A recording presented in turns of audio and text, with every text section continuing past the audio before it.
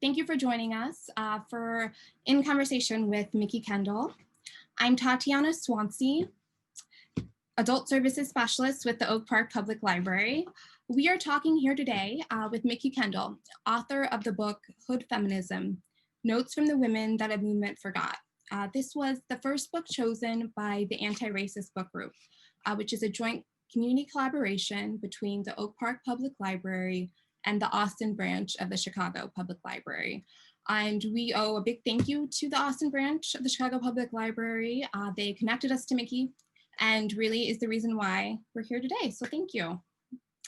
Mikki Kendall is a highly accomplished and best-selling writer, speaker, and blogger who talks about intersectionality, policing, gender, sexual assault, and other current events. Her work has appeared in many places, including the New York Times, the Washington Post, the Boston Globe, the Guardian, Time, Ebony, Essence, Salon, and more. Her numerous media appearances include BBC, NPR, The Daily Show, Good Morning America, Al Jazeera, and others. Basically, we at the library are very fortunate to have her share her time with us today. Today, we are discussing Hood Feminism, Mikki Kendall's searing collection of essays, where she takes aim at the legitimacy of the modern feminist movement, arguing that it has chronically failed to address the needs of all but a few women. Drawing on her own experiences with hunger, violence, and hypersexualization, along with incisive commentary on politics, pop culture, the stigma of mental health, and more, Hood Feminism delivers an irrefutable indictment of a movement in flux. Mikki, thank you so much for being here today. Thank you for having me. So just to tell everyone about the structure of today, I will spend the first half hour or so asking Mikki some of my most pressing questions. And while we're talking, I encourage anyone watching, if you have questions for Mikki, you can go ahead and type them in the chat box. Rose from the Oak Park Library will be collecting the questions and sending them to me. And then we'll spend the second half hour of this going over some of your questions. So feel free to chat them as we talk. So Mikki, when I was reading Hood Feminism, I felt like you were able to take very sharply and very beautifully ideas that either I previously knew or felt were true, but couldn't myself really articulate. And you were able to do it by drawing on your own experiences and also throwing down hard facts and statistics that you can't argue against. For anyone who is watching who hasn't had the chance to read Hood Feminism yet, can you talk for a minute about what Hood Feminism means and why you felt you wanted to or needed to write this book? So Hood Feminism is basically the work that you're doing, right? The people who live in Austin, who live on the South Side, who live in low-income rural communities, the women who live in these spaces in the inner city and elsewhere, right? Whether we're talking about the reservation or the barrio, are often doing a lot of labor to keep their community afloat. That may be everything from school volunteering to cooking for neighbors, to providing free childcare or hair care or other things. And often the focus in mainstream feminism has been on how to become a CEO, how to get your next promotion, without a lot of discussion of what it means to be a woman who really is being marginalized by public policy, by racism, by other things.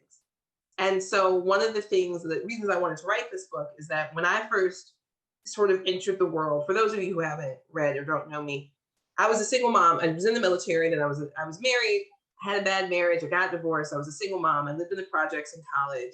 I worked after that, got another degree, all of those things, right? I am in some ways that, well, if she could do it, why couldn't you do it too? The success story. And one of the things that frustrated me in those stories is that they always assumed I had somehow done it all by myself, when in reality, I was able to do it, not just because I had, the GI Bill or public housing, although those things helped greatly, but because I had a community, I had a support network, I had my friends, I had some family members. I was able to get where I was throughout my life, right? Because I came from people and was surrounded by people who cared about helping me build a future. Now, these weren't women who you would see held up as role models, right? My grandmother ran numbers. And for those who don't know, policy and running numbers, it's illegal gambling. I spent a lot of time with people who were or had been sex workers or otherwise engaged in vice for survival reasons, right? And yet those weren't the women we talked about as being feminist or as being people to turn to. But in a crisis, when I was, really struggling, those were always the people who were there for me, because they weren't worried about whether or not I was going to be a CEO. They were worried about whether or not I was going to survive. And that is why I felt like this book needed to be written, not just to speak to those women in those situations, but to explain to feminism as a whole. If you want women to succeed, you have to care about all the women, not just the ones who have enough power and privilege to aspire to be the CEO of a major company. We have to care from the bottom up as opposed to the top down. Yeah. And that leads, I think, pretty well into my next question, which is that one of the things that I really loved about the book is I felt like many different people could read it and take something impactful and meaningful from it. And it could vary depending on where they were coming from. And I was curious, did you write the book with a particular audience in mind? You may have answered this a little bit. Are there people in particular that you really want to read it? I wrote it for people who wanted things to get better, not necessarily with a specific demographic in mind, but I felt like, as opposed to writing a book just directed to Black women, which would be preaching to the choir, or to marginalized communities, which would still be preaching to the choir, I wanted to speak truth to power, but also recognition to those who lack power, right?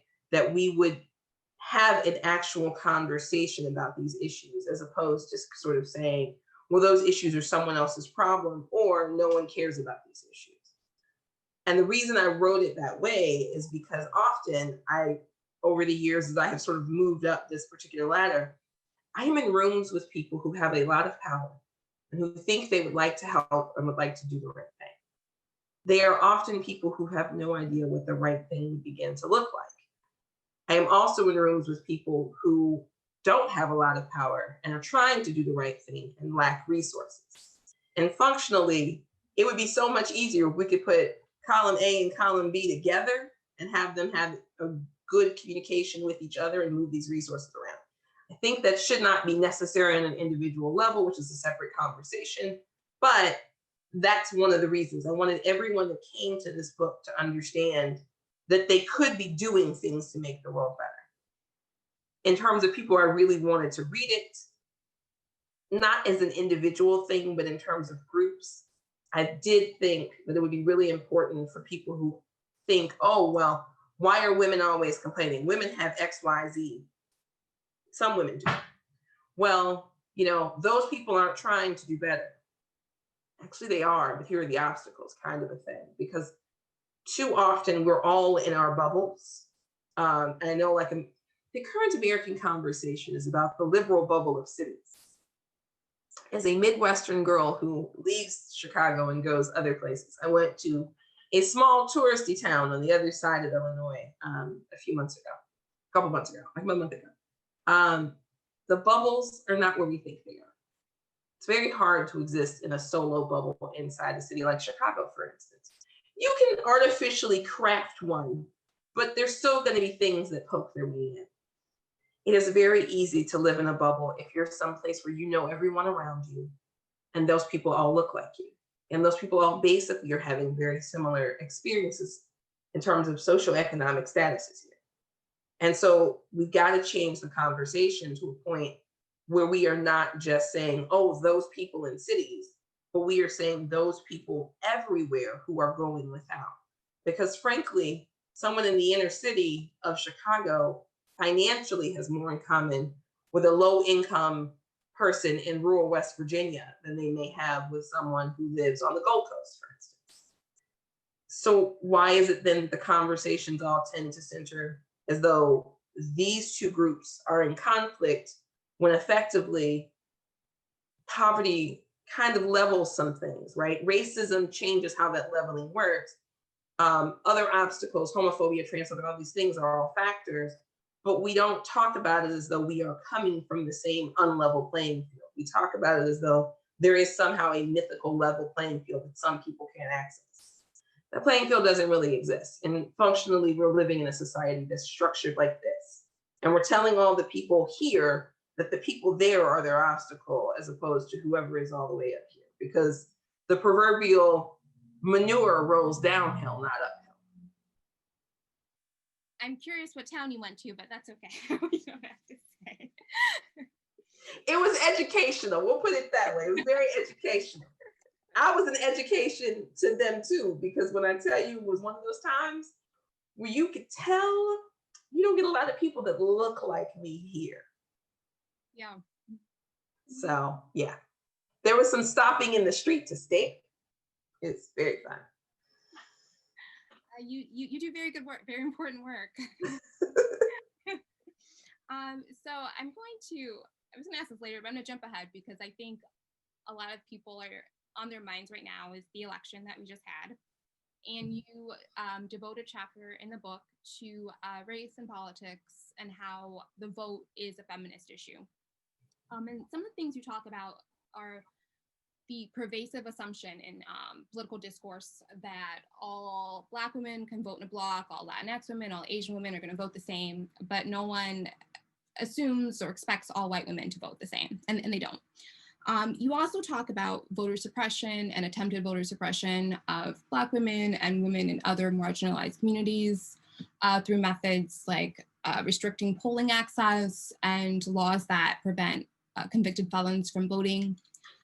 So in light of the election that we just had and are still in some places counting votes for, can you talk a little bit about how we just experienced the vote play out as a feminist issue? So one of the things, I'm about to make somebody in Oak Park mad. I just know I am. 55% of white women voted to continue what we have seen for the last 4 years. And I know someone's going to say, well, not all white women, 45%. And yay, great. But as a single voting bloc, we spend so much time talking about Black women saving us and what are Latinos doing and what are, Asians and indigenous voters doing. But we're not the largest single population of women in the United States. The largest single population, technically, is white women. And if we want change to be good and positive, white women are going to have to do better. And they're going to have to do better, not just in thinking in terms of what is good for them, what is good for the future, for your children, for your community.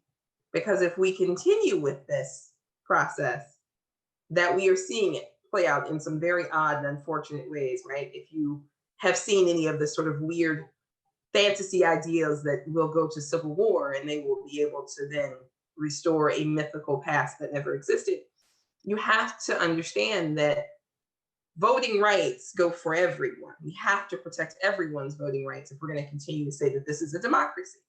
Well, the other thing about democracy is that sometimes you don't get what you want. You get what you can. It's always compromise. But it's very difficult to compromise when some people want to slant the system in such a way that massive groups are disenfranchised. And we're seeing a lot of allegations of voter fraud right now that largely boil down to people not understanding that the electorate has changed overwhelmingly across the last few years. So there's about 240 million or so people who are eligible to vote in America. It's like 237 or something like that, 235. Of that, around 150 million voted. You know what the single largest growing demographic of new voters was? Black and indigenous people and other people of color. People registered to vote and came out to vote in droves because that was the only way to stop what was happening. And it's very difficult to say this out loud, but I'm going to say it. Half of America told us that they want the other half to have fewer rights, to not have what they should have as human rights because they don't like it. Not for a good reason, but for economics, anxiety. We've heard all of these excuses. And so I look at feminism and I say, okay, cool, you're going to have to talk to each other because some of that 55% rather, they identify as feminists. And we have to talk about why they're not protecting everyone's right to vote, why they don't want everyone to be able to vote, why they don't want people to have control over their bodies and their futures. We have to talk about it in terms not only of selfishness and self-interest, but also in terms of hate, right? And that is an awkward conversation to have at Thanksgiving. It's going to be an awkward conversation to have at Christmas. It's an awkward conversation feminism has to have with itself, because some of the voices that I have seen benefit very heavily from the advances feminism has built into the system. They also would like to close the door behind them. And we should not let that happen. Thank you. Yeah. So I am here from the Oak Park Library. I live in Chicago. There's a lot of overlap between the two communities. Yep, very much. You grew up in the south side of Chicago. And, you know, in particular, in feminism, you take issues that impact Chicago and other communities deeply that aren't typically thought of as feminist issues, and explain why they are. And I just wanted to take a few minutes to talk about a couple of them. All right, let's go. Let's go. So the first, and this is one of the early chapters in the book, you talk about gun violence.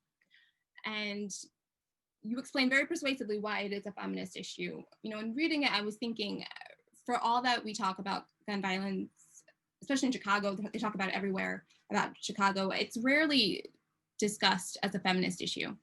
And so can you spend a minute or two, or however long you want, really talking about why it's a feminist issue and why do you think we're not used to seeing it that way? So one of the things, so gun violence, so I'm one of those girls, right? So first time somebody put a gun in my head, I was probably 8 years old. The first time a bullet almost cut my hair for me, it kind of did cut my bangs. I was, I think, 6. So I've grown up around gun violence. I do not know a world without gun violence. And it has impacted over the years a lot of choices that you might make, right? Where are you going tonight? What are you wearing? All of those things we sort of associate with gangs. We don't talk about, though, what it means to start burying kids that you know in grammar school, to be a young woman and have to worry about men with guns and what they may try to make you do, to have to worry about, if you are a woman in a relationship living with someone, there's a gun in the house, that gun could be the end of one of you, right? Your risks increase when guns are present. And we tend to talk about these things as though there's a weird dichotomy where people are affected, young men of color are affected, but somehow women are not affected. But whether you're talking about mass shootings, some of which frankly are gender-based violence, right? We've seen this several times. We saw this with the shootings in California, right? Where there was the incel situations that have popped up where women have specifically been targeted. We've seen this on college campuses. Sometimes the motivation for some of these shootings is a breakup, and somehow the young woman who said no is blamed for not staying with the violent person who shot a bunch of people. We've seen cases where young women who said no to a date or to a request for their number were killed. And every time, the common denominator, aside from rage, was a gun, right? So at what point do we start to think of the women who are impacted by gun violence as being women who exist and have value and worth, regardless of why they're in that situation? We saw this with Rekia Boyd in Chicago. She was killed, she was shot in the head, and people said, well, she shouldn't have been in the park at night. I'm sorry, is that a capital crime to be outside in your own neighborhood on a warm night? We see this where girls are being shot in their beds, girls are being assaulted, all of these things. Young women are dealing with guns every day in America, and not just in America, but I'm going to use America as a specific example here. Currently, the only reason we don't have more mass shootings is because of lockdowns. But prior to that, America was having multiple mass shootings a day. We weren't even talking about gang violence as though young women were being affected despite what happened to Hadia Pendleton. We are not talking about guns as though they are an everyday occurrence, but they are. You can almost use guns as weather, right? Lots of shooting today in, pick your area, lots of this kind of shooting.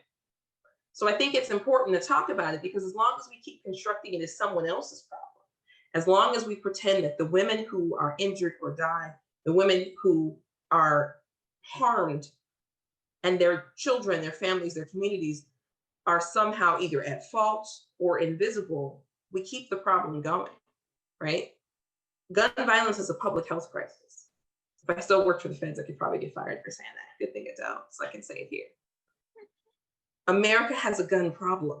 We have a problem that outpaces any other country in the world, right? There are actually more guns in America than our people.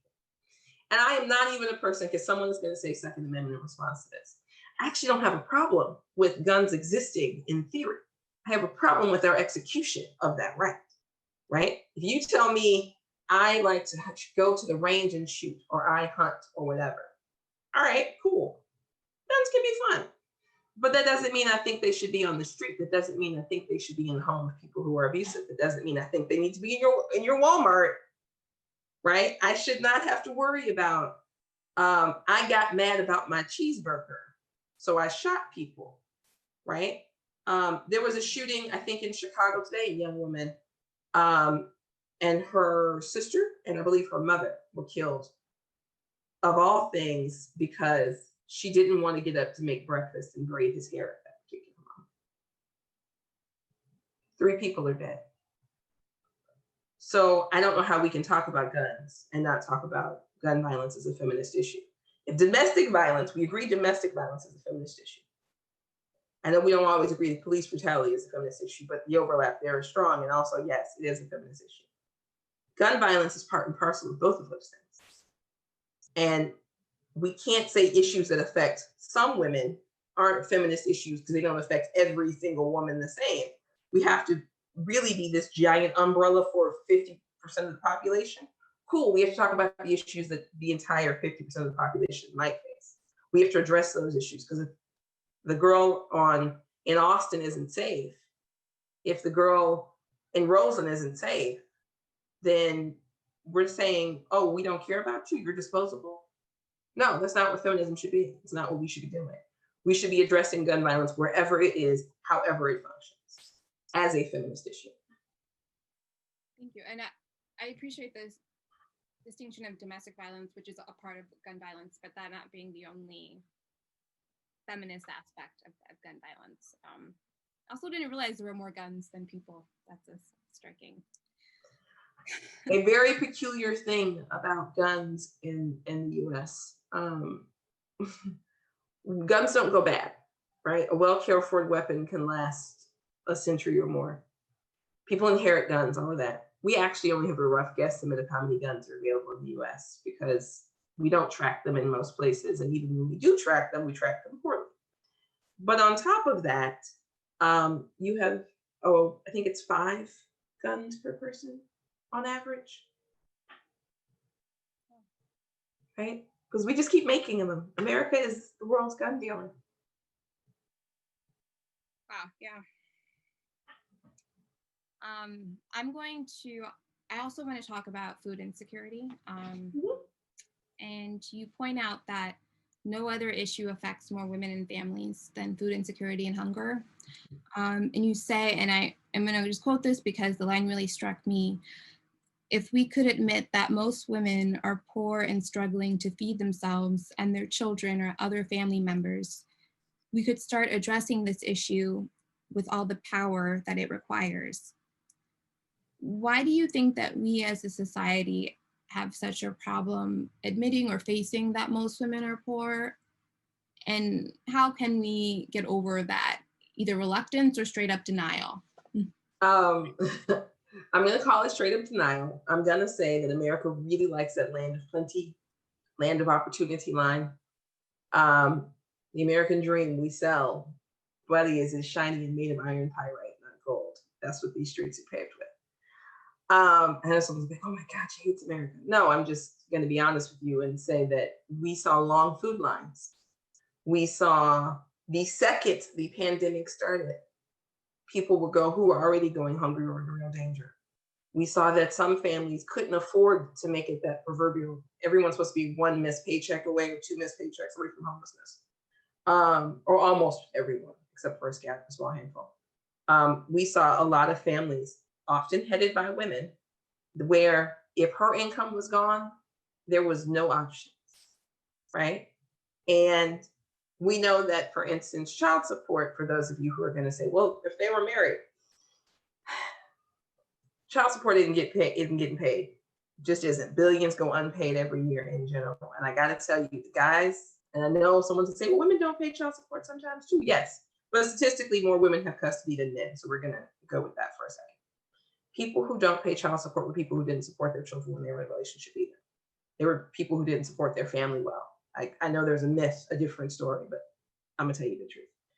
And when we're talking about hunger, we're really talking about a failure by multiple people along the way to recognize that the person who is a primary caregiver for children, even if they have a full-time job, may not be able on their own to care for children, any elders, any other people they may be responsible for, because financially in America, a single income is generally not enough to raise a family. It is not enough to cover childcare, rent, heat, whatever, clothes, medical care, and food. And America does not want to admit to itself that it's really, despite being the wealthiest country in the world, it hates poor people. It hates them and blames them and thinks it is a moral failing. So I'm going to tell you, as someone who was poor, I did many of the right things.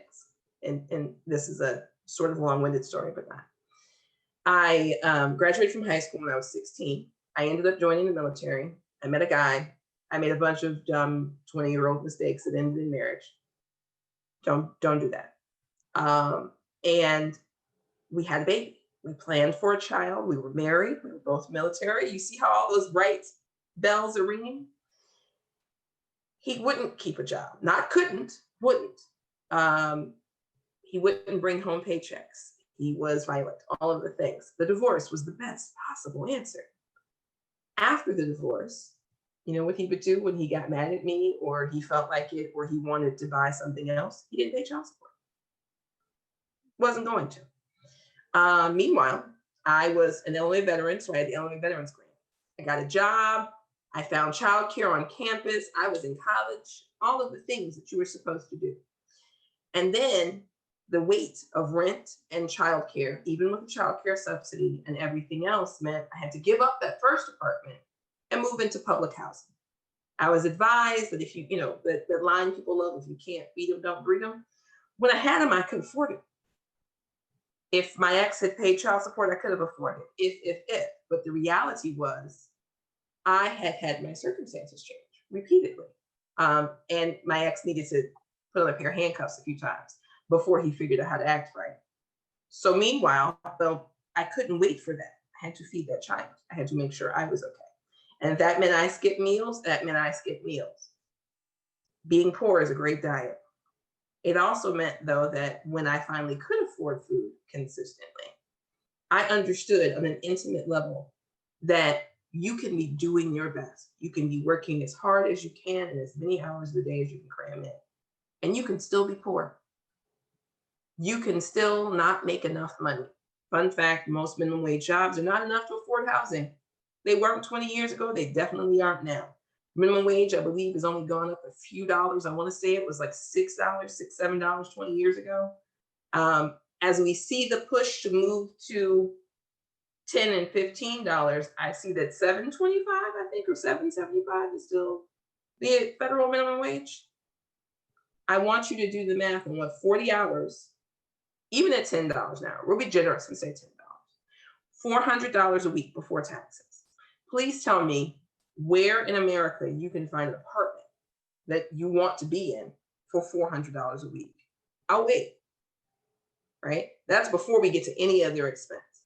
And so the reason I think that we really struggle with this is because we don't want to admit that The grand, beautiful part is built on people going without, is built on children going without. We've seen politicians say that kids who need school lunch should, and I am going to repeat this, should have to clean the lunchroom to be able to eat.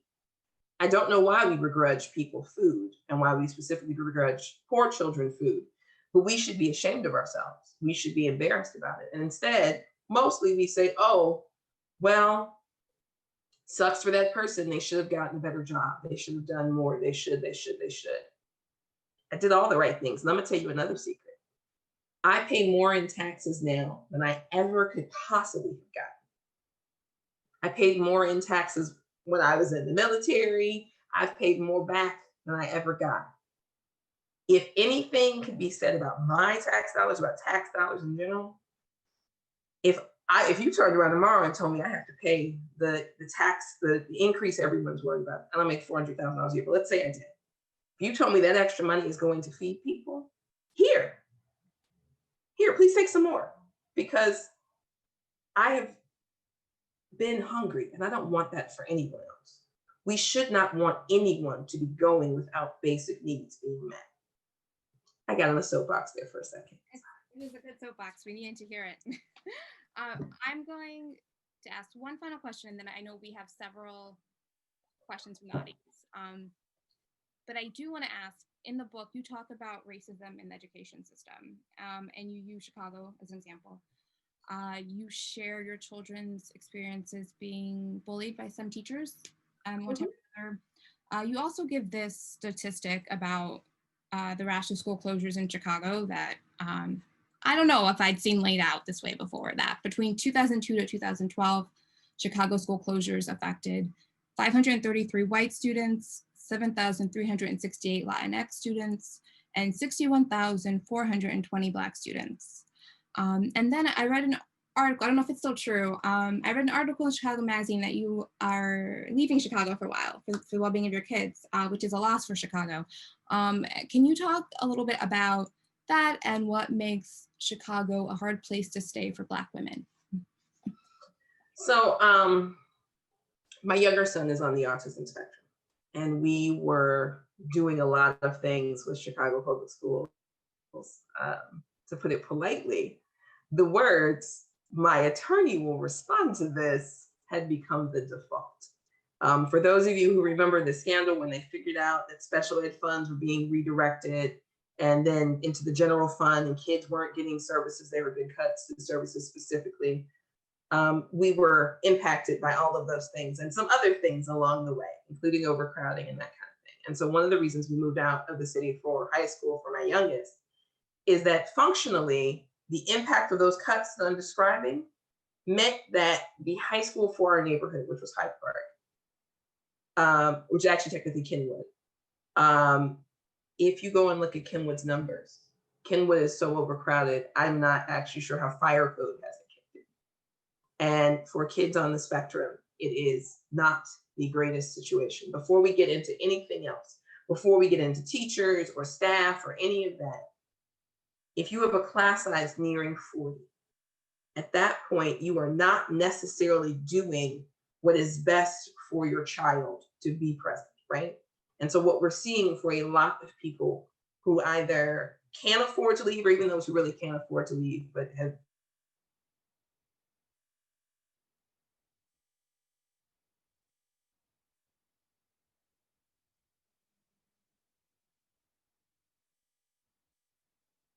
burnt out in frustration. How to put this? It's whole neighborhoods being impacted by the fact that we have lost those schools, right? We have killed communities in effect. And then we look at the people who are still in the communities, and when those students struggle because of cuts, we say, well, why are you still there? Well, we're still there because where else is there to go in the city? Now, was Chicago the place I wanted to leave? No. I love Chicago deeply. I'm a Chicago girl, will probably move back. But at some point, my desire to be at home does not match up with my desire to make sure he has access to what he needs. And you prioritize what you prioritize. In my case, I prioritize his education. Me and my husband do. But I think for a lot of parents, they've been forced into a corner, right? In Chicago specifically. And then we say, well, where are all the people going? They're going to places that are willing to welcome them and have schools still.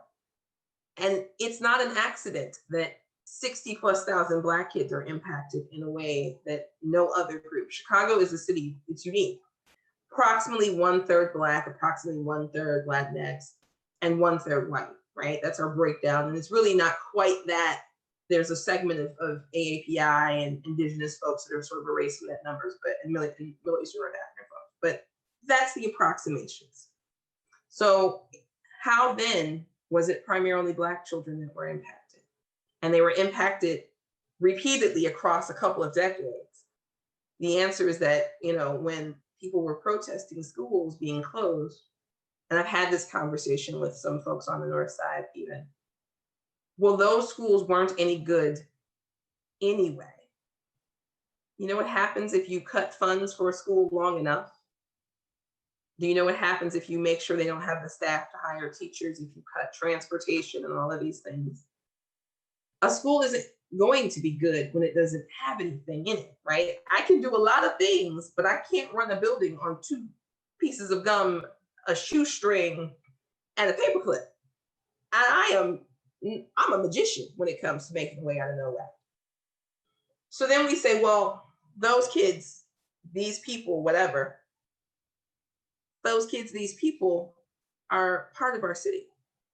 And if you are on the North Side and you say, well, they need better schools, but you aren't even going to follow through and make sure that the schools that are being closed are being replaced, or that the schools that still exist are resourced, what you really said was, it's not my problem. My kid has access to opportunity, and who cares if your kid does? So if you failed as a feminist, because it's not just about whether or not you personally or people who look like you are doing things, it's about what is happening for everyone. You can't be a movement that only cares about particular members.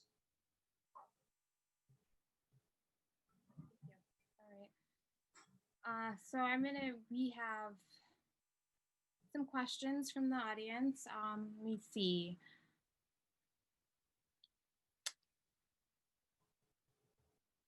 Is there a particular topic from the book that you got the most pushback about?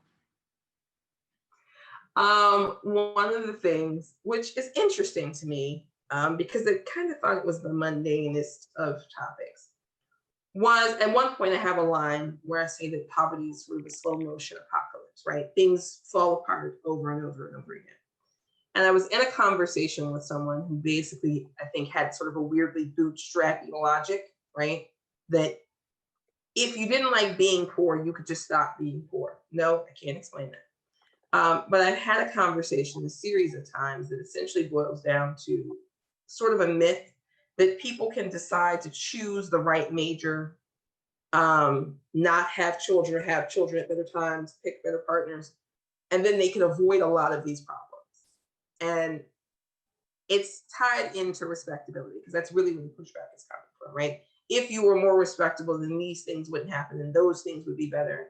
I have to often remind people, I wasn't respectable. Still, technically not. You just think I am now because of letters behind my name, because I have books, not because where I came from changed.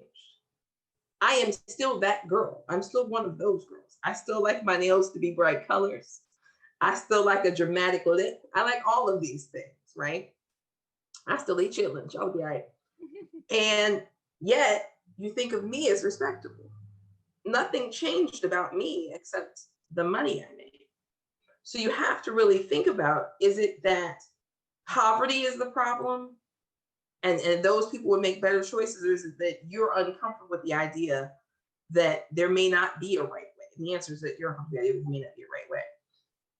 And people get really upset when you point out to them that what happened for them, how their lives have gone, is largely not the result of great decisions, but really the result of a bad thing has not occurred. A catastrophe did not happen in your life. And it's all that separates you. People are very uncomfortable with that.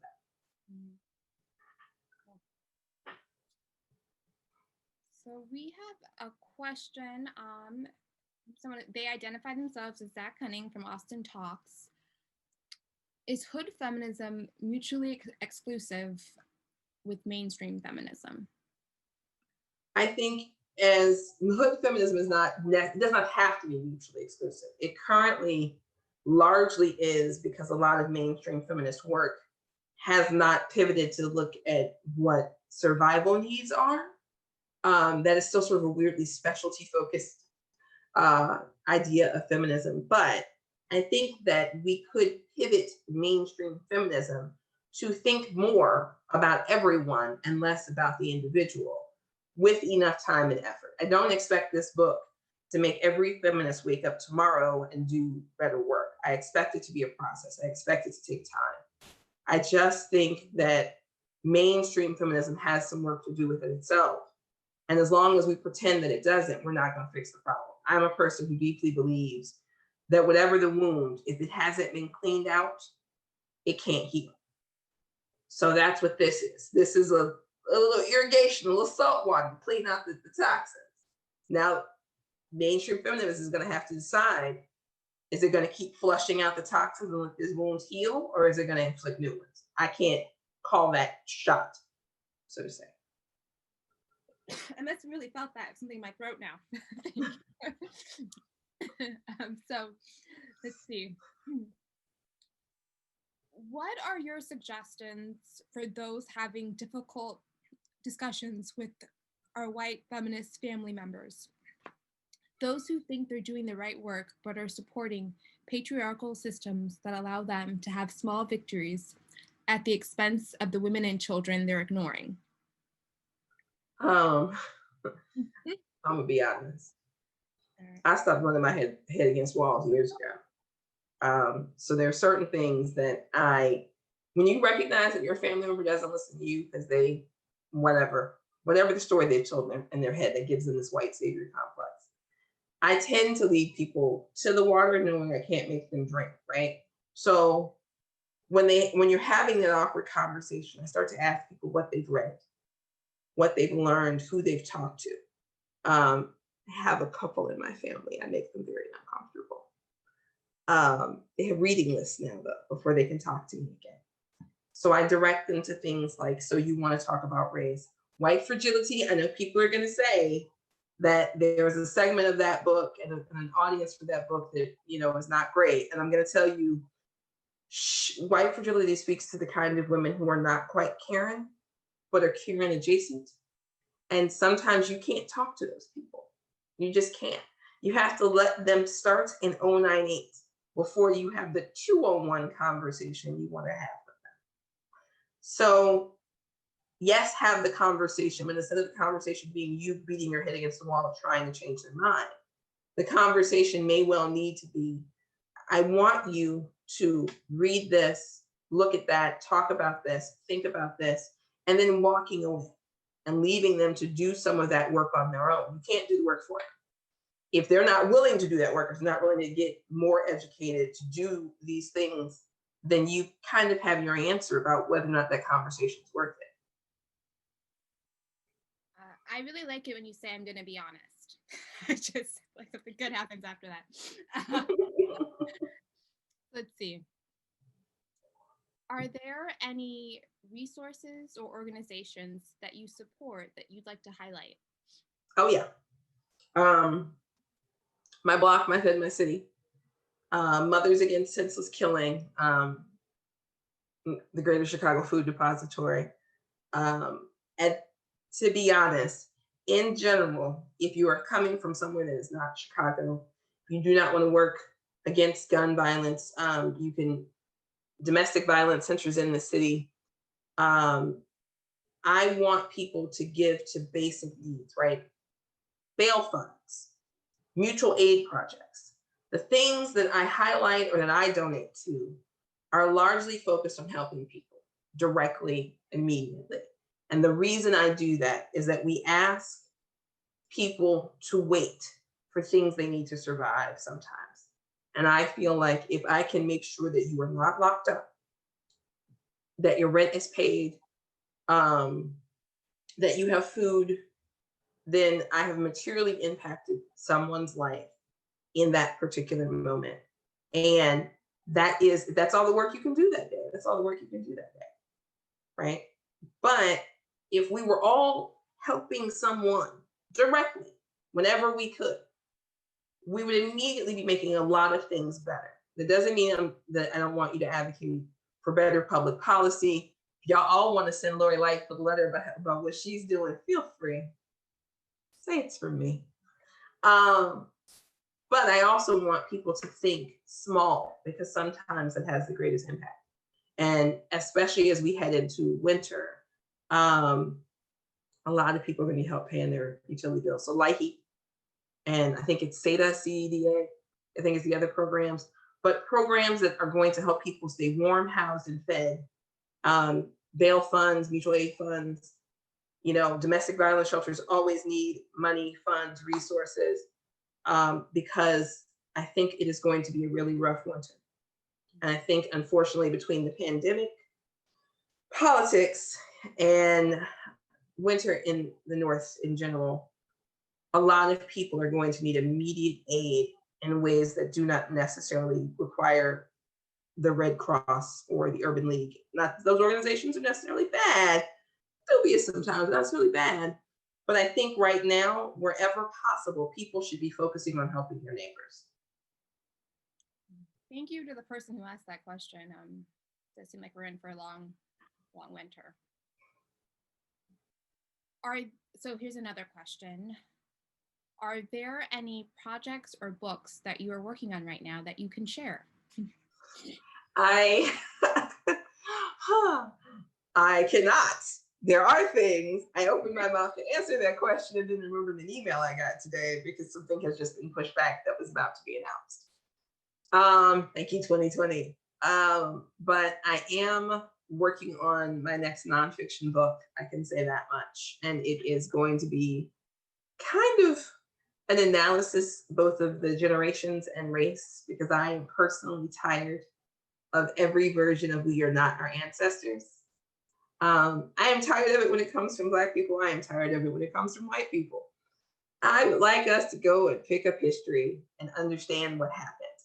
I would also like to debunk the idea that the 50s look like Donna Reed. So those are things that will be in that book, because I've realized a lot of people who use words about making the country great really don't know what the country has ever looked like.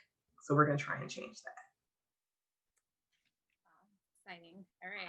Look out for that for as much as you're able to tell us. Yes. So going along with that, someone asked, can you talk about your writing process and whether you write every day? I do not write every day, except I do write every day, but not the way that you know. I am one of those really annoying people who writes a lot of words at once. So I will sit down and pour out 5,000 words. But the reason I'm able to do that is that in the back of my brain, I am always writing. I am not always putting words on paper. For me, those are two different parts of the process. And the reason I do it that way is that the blank page, when you don't know what the next word is, really won't help you. It will just make you more stressed out and sort of impede your process, or at least it does for me. So if I sit down and the words are not coming, it's not words on page day. It's writing in the back of my brain while I take a walk, while I do research.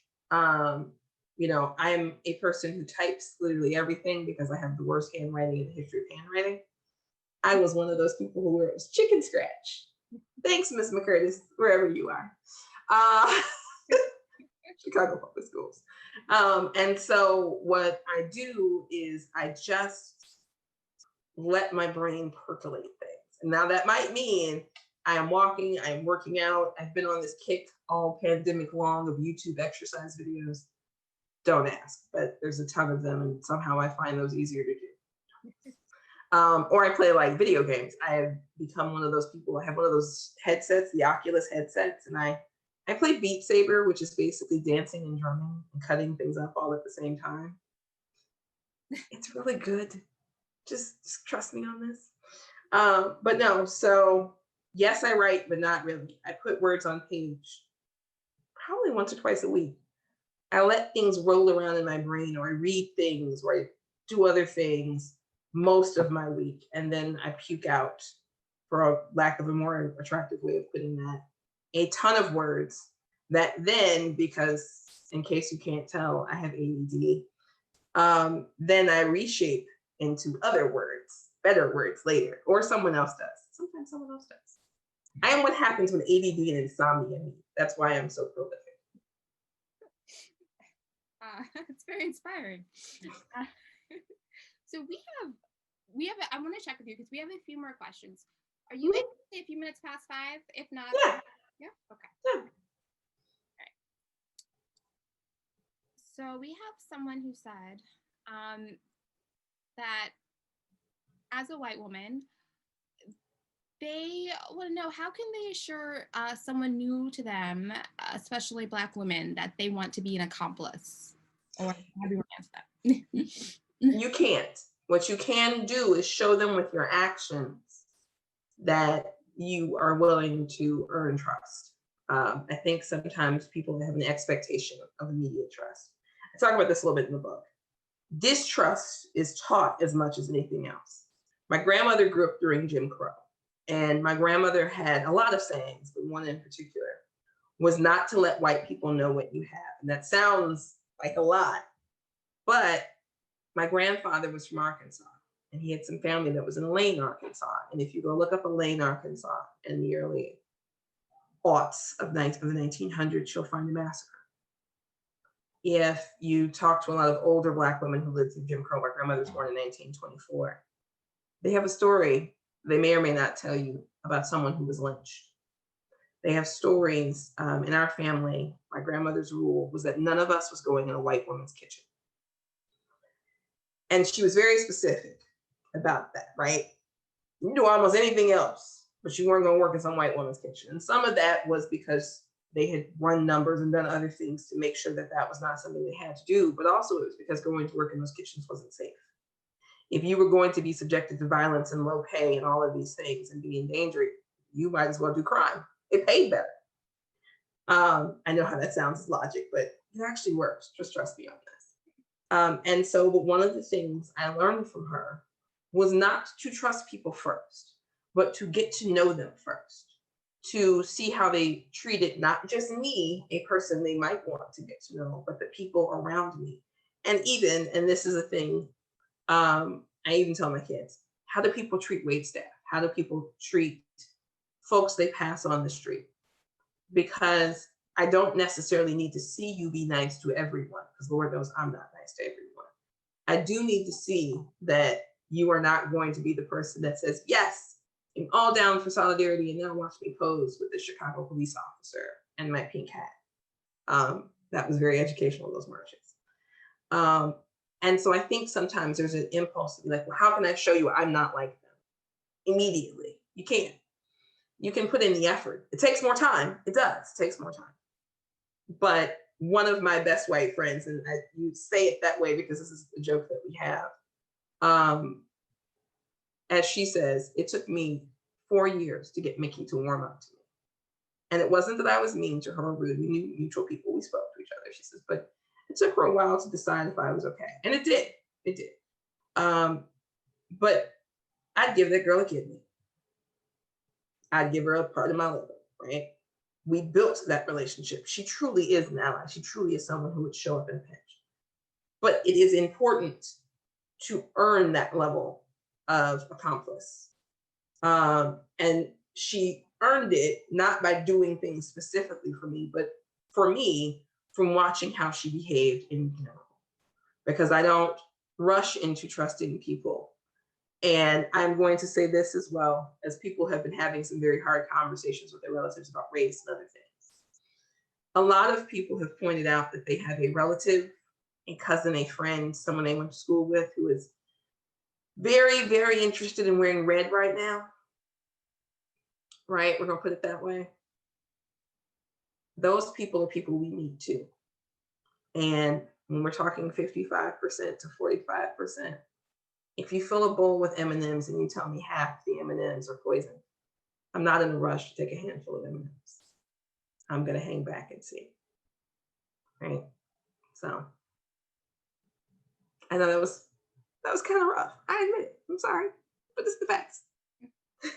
Thank you for that. And in your book, you say that you're not nice, but I think you're very nice, personally. I think. So, so someone watching asked, something I've struggled with as a person of color is being open about my family history of poverty, trauma, and so on, because I don't want to give the impression that I'm a stereotype. Only recently have they begun to share this. Is the risk to losing respectability worth it to move along the conversation with privileged folk? So I'm going to say yes. I am biased because, as we can see, I don't have any F's to give. I can't remember if I can swear in this, so I'll put it that way, about what people think of me. But that's because I feel like if I have to look at myself in the mirror every day, if I have to look at the people whose feelings and thoughts I care about every day, I need to be comfortable within my skin. And if someone can't handle all of what is in this little box, then they don't need to be in my life. And I don't worry about whether people think I'm a stereotype. I don't worry, to be honest, what people think of me a whole lot, right? This might be the fact that I'm in my 40s talking. But the reason I don't worry is that over time, I've come to understand that people who would think less of me because I used to be poor, or because I lived in the projects, or or because I have an awkward family history, are people who aren't worth my time. And yes, you should be moving the conversation along if you want to move the conversation along.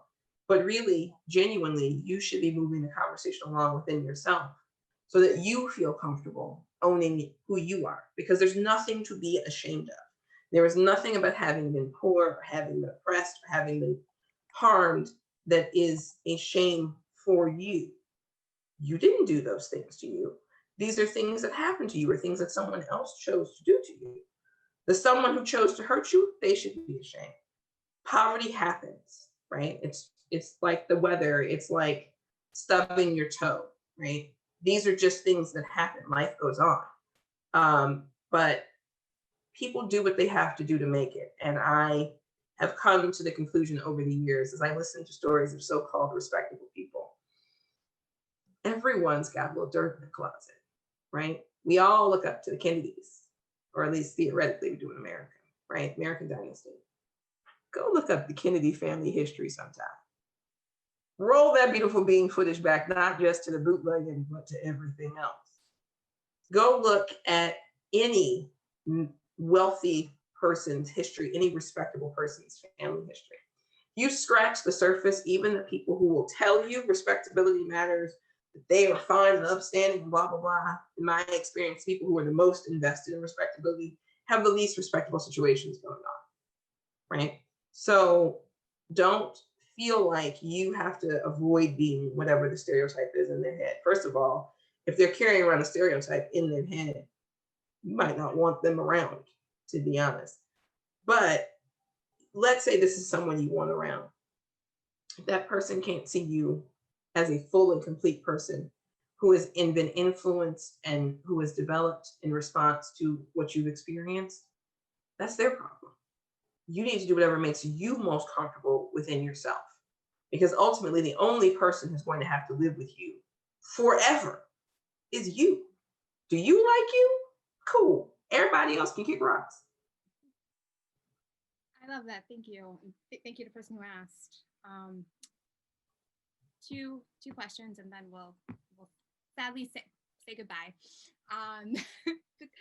Have you read, watched, or listened to anything great lately that you want to recommend?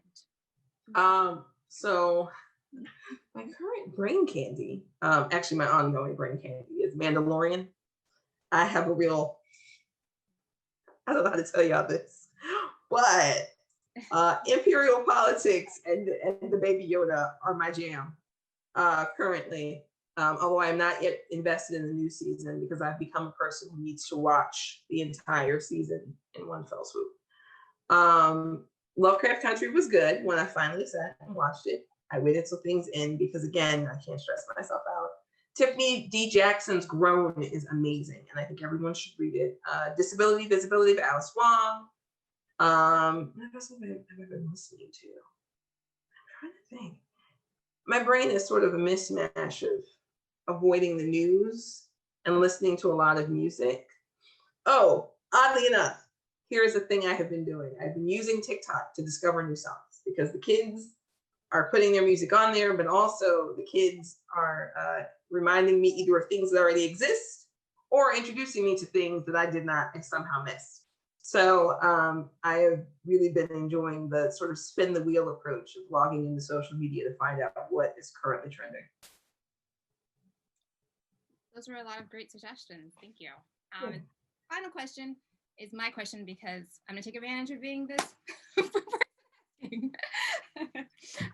So Hood Feminism was published in February of this year. I don't know when you wrote it, but it was before, I imagine, COVID. It was before the very highly publicized murders of Breonna Taylor and George Floyd and others, and the widespread protests that followed. I think we're seeing a lot of things that suggest maybe that the idea of Black Lives Matters is starting to permeate public consciousness. I'm curious if, in your opinion, if since you wrote the book, do you think there's been change, and do you have any hopes or different ideas for the future of feminism and the future in general since writing this book?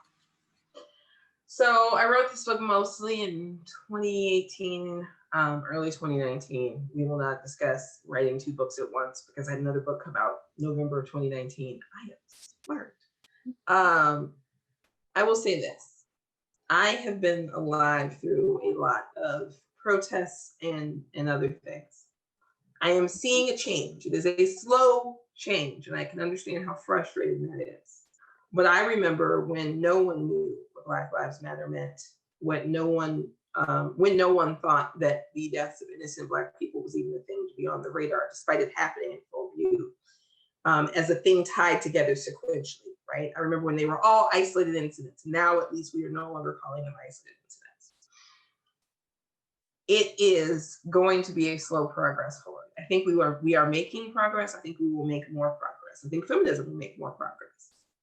I think sometimes in the moment, it is easy to forget how recently America thought slavery was normal, to forget how recently America thought segregation was normal, right?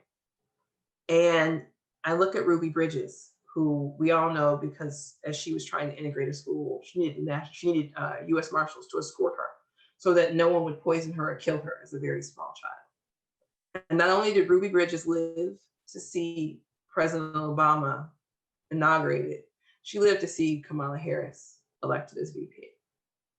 And she is not an old woman. She is, I want to say 70 years old, 68, 70, somewhere in there. So I think sometimes we have to remember that change seems to be really distant when you are living through it.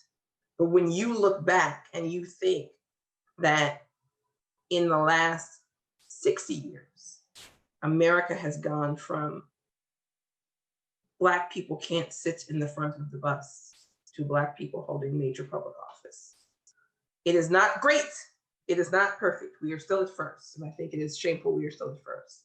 But we have seen America progress. We are seeing the world progress and accept things like marriage equality, do things like tackle ableism and transphobia. We're not doing a great job. We're not doing a perfect job. We are building a plane while we are flying it at all times in our society. But we are trying to build the plane. And I think sometimes we have to take the wins as what they are and understand that this achievement of the moment does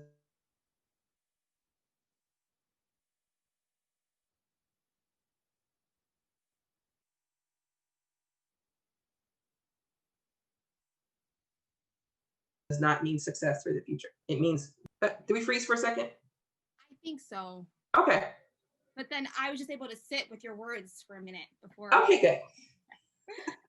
Right. So there's nothing wrong with celebrating the achievements we've made and with thinking at the same time of what we need to do next. Right. It took 400 years to build this. It's going to take more than 100 to fix it. I'll put it that way. So I think we're getting there. I think we are definitely working towards the future. But I think history is sometimes 2 steps forward, 1 step back. You still got to stab, but it feels harder when you have to take that second step again and just kind of slow incremental progress. So you're getting there. I don't think I'll live to see us get there, but that's okay. Thank you. Thank you for that, and thank you for everything. It's really wonderful. I was reminded of Margita, the resources and organizations that you mentioned, we'll send them out to everyone who signed up. Those are some great suggestions, so thank you. Thank you. If you haven't already, you should read Hood Feminism. It's a wonderful book. And this grew out of the Anti-Racist Book Club, and our next meeting is Wednesday, December 2nd at 6:30 p.m. to discuss How to Be an Anti-Racist by Ibram X. Kendi. So thank you, and thank you so much, Mikki. Is there anything you want to, anything I should have asked that I didn't know? Oh no, I just saw a question about white fragility and toxic masculinity, and I just have to say, I would love to answer your question, but it's actually one of the chapters in the other book. So I can't, but there will be a book that you can get in about 2 years where I'll talk about that in depth, because I actually think that white fragility and toxic masculinity are definitely intrinsically tied for different reasons than you may otherwise hear. But also I just wanted to thank everyone for coming and for listening. These were some great questions and I really enjoyed it. You're an awesome interviewer. Oh, thank you. Yay. Thank you. We'll look out for 2023 to your next book. Yes, well, I'll have dates eventually. We're still in process, but yes. Okay. All right. Yes. Thank you, everyone. Thank you.